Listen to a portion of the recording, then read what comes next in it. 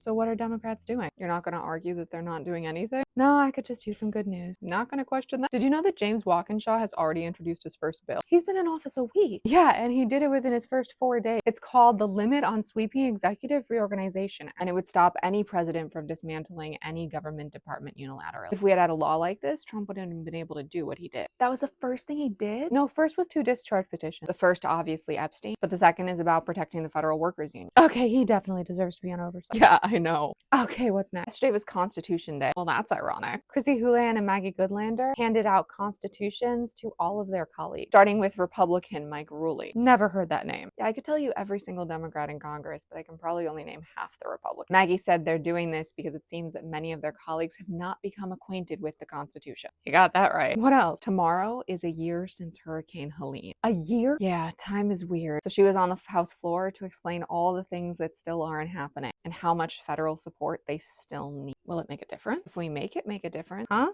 These speeches have the most power when we spread them. Oh, I should have known you were going to say that. What else? Zoe Lofgren led many California Dems in reintroducing the Redistricting Reform Act. She has been introducing since the mid-2000s. Last time it was introduced, it passed the Democratic-controlled House. It failed in the Senate thanks to the filibuster. It would end gerrymandering nationally and mid-decade redistricting. Well, that can't pass. No, it can't, but it can bring attention to the issue. Most people still don't know what's happening in Texas and Missouri and Indiana and Florida. It's our job to tell them. I know you don't believe me, but you're right. Okay, what up? Chris Murphy, Chuck Schumer, Chris Van Hollen, Jason Crow, Tina Smith, Alex Padilla, Chrissy Houlihan, Maxwell Frost, and Cory Booker introduced the No Political Enemies Act in the House and Senate. During the press conference, Cory Booker talked about how his mother remembers when she was young. His grandmother would hide Black families and people who had to flee the South. Booker's family lived in Detroit, Michigan, so they were a stopover before getting to Canada. It was really that bad? It was really that bad. We might not just be dealing with McCarthyism, but all of these pieces were born in America. McCarthyism, Jim Crow, the internment camp. We have a really dark history, and a lot of it is being repeated and